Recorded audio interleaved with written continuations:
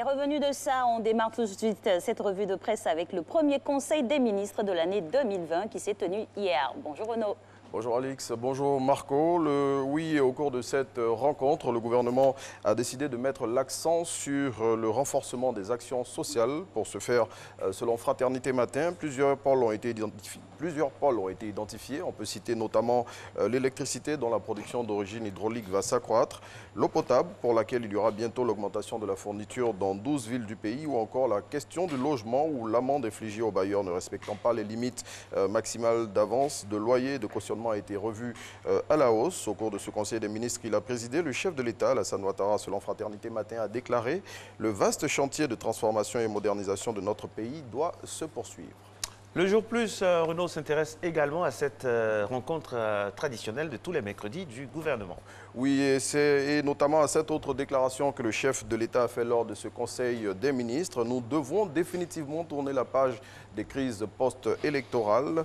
Au nombre des sujets traités lors de ce conseil, on a aussi le nouveau code électoral pour lequel le Premier ministre va ouvrir les discussions avec l'opposition. Plus de précisions dans le jour plus. Un petit détour du côté du nouveau réveil.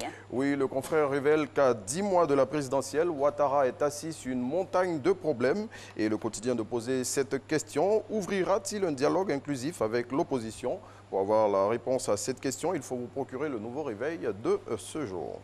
Et puis la récente rencontre entre messieurs Laurent Gbagbo et Affi N'Guessan livre ses secrets. C'est ce qu'indique l'Inter à sa une d'aujourd'hui. Pour ce faire, le confrère révèle, entre autres, les témoins de l'audience ou encore ce que Affi a proposé à Gbagbo. Retrouvez les explications du correspondant à Paris et Bruxelles de l'Inter sur ce sujet dans son édition de ce jeudi 9 janvier 2020. Et aujourd'hui, à la une de Soir Info, c'est M. Soro Kibafori Guillaume, ex-PAN.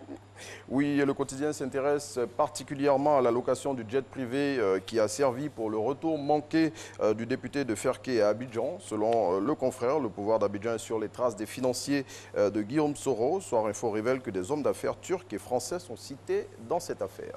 Et puis, toujours, on parle en plus encore, Renaud, de cette affaire en griffe de déstabilisation des institutions.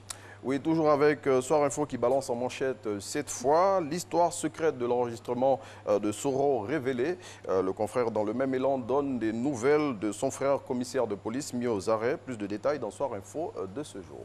Et le journal Smart nous parle de cette affaire ahurissante d'enfants retrouvés dans un train d'avion de la compagnie Air France. Oui, après la découverte d'un enfant mort dans le train d'atterrissage d'un avion de la compagnie française, le confrère publie les premières révélations de l'enquête réalisée de l'aéroport Félix Houphouët-Boigny d'Abidjan à l'aéroport Roissy-Charles de Gaulle de Paris afin de faire toute la lumière sur ce drame. Plus de précisions dans l'intelligent d'Abidjan.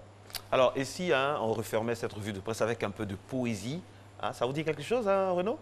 Oui, bien évidemment, avec cette célèbre citation du prophète irlandais Oscar Wilde. Et cette citation, c'est « Il faut viser la lune parce qu'au moins, si vous échouez, vous finissez dans les étoiles ». Eh oui, belle citation de ce jour. On espère que votre étoile va briller comme ça jusqu'à nous retrouver demain. Merci, Alix ou Adrianus. Et à demain. À demain.